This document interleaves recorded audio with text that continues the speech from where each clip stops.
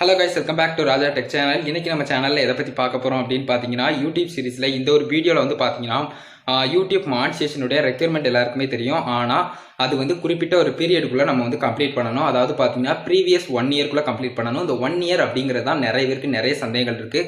அதை பற்றி தான் இந்த வீடியோவில் பார்க்க போகிறோம் கைஸ். வீடியோ ஸ்கிப் பண்ணால் பாருங்கள். நம்ம சேனலை பிடிச்சிருந்தா சப்ஸ்கிரைப் பண்ணி பெல் ஐகானை கிளிக் பண்ணி ஆல் ஆப்ஷன் செட் பண்ணிக்கோங்க. வாங்க இப்போ வீடியோக்குள்ளே போகலாம்.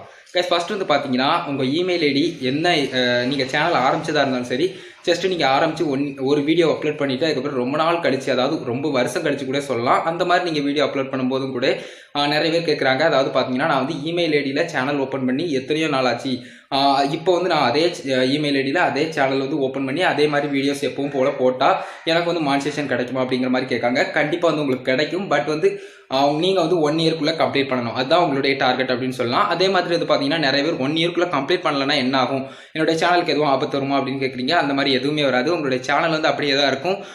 மேக்ஸிமம் வந்து பார்த்தீங்கன்னா அந்த ப்ரீவியஸ் டேஸ், அதாவது அந்த 1 இயர்லேருந்து நீங்கள் வந்து சேனல் ஸ்டார்ட் பண்ண டேட்லேருந்து கழிச்சிக்கிட்டே வரும். அப்படி வரையில் கரெக்டாக 1 இயர் வரணும். உங்களுக்கு வந்து உங்கள் சேனல் வந்து 1 இயர்க்குள்ளே கம்ப்ளீட் பண்ணுதா அப்படிங்கிறதான் பார்ப்பாங்க. அது வந்து இப்போ ப்ரெசென்ட்டில் இருக்கிற வரைக்கும் வந்து பார்த்தீங்கன்னா 1 இயரில் நீங்கள் கம்ப்ளீட் பண்ணியிருக்கீங்களா அப்படிங்கிற ஒன்று பார்ப்பாங்க.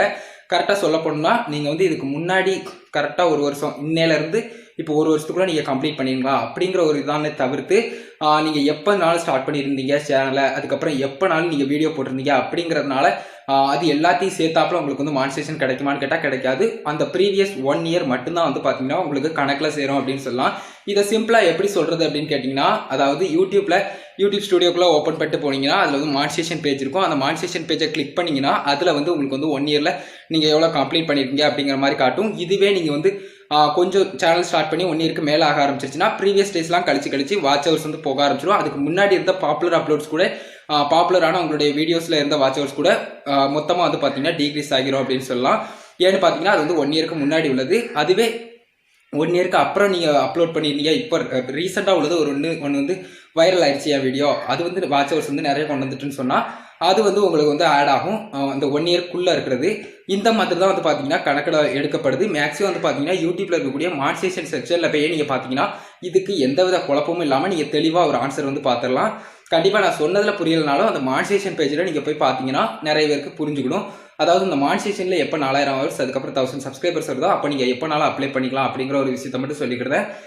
வேறு எதுவும் குழப்ப வேண்டாம். இந்த வீடியோவில் தாங்க இந்த ஒரு வீடியோவில் இதை பற்றி நிறைய பேர் கேட்டுக்கிட்டு இருக்கிறதால இதுக்கான ஒரு வீடியோ வந்து மேக் பண்ணிடலாம் அப்படின்னு சொல்லி மேக் பண்ணேன். கண்டிப்பாக அந்த வீடியோ பிடிச்சிருந்ததுன்னா ஒரே லைக் பண்ணுங்கள். இந்த வீடியோ உங்கள் ஃப்ரெண்ட்ஸோட மறக்காமல் ஷேர் பண்ணுங்கள் கைஸ். உங்கள் கேள்வி மட்டும் சந்தேகங்கள் ஏதாவது இருந்தால் கமெண்ட் பாக்ஸில் லீவ் பண்ணுங்கள். ஃபைனலாக நம்ம சேனலை சப்ஸ்கிரைப் பண்ணி பெல் ஐகானை கிளிக் பண்ணி ஆல் ஆப்ஷனை செட் பண்ணிக்கோங்க கைஸ். அவ்வளோதான் கைஸ் இந்த வீடியோ. இந்த வீடியோ பார்த்ததுக்கு ரொம்ப நன்றி. Bye bye, see you. Next video சந்திப்போம்.